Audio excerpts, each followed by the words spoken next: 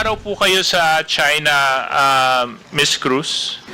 Roughly about 12 days. This seminar, was it sponsored or did you have to pay for your seminar fees?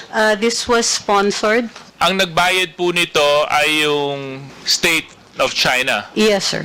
Travel ninyo, sa stay ninyo, at sa seminar. Paano po ba kayo naimbitahan para maging bahagi ng seminar? Through the Chinese embassy.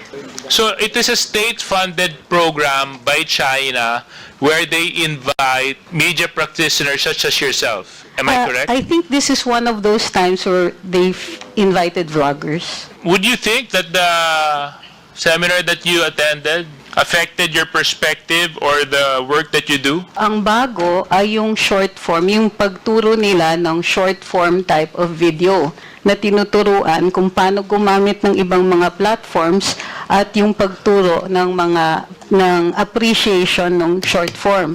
Ang short form po, yun po yung mga reels, yung mga TikTok at saka yung 1-minute videos ng YouTube. Okay. At I'm sure yung nag-gain ninyo at napakinabangan po ninyong additional knowledge is the same with of those other participants in the seminar. Am I true to understand that, Mr. Lopez? Yung akin pong takeaway dun po sa seminar na yun is that it's just an appreciation po of how China media works. Okay.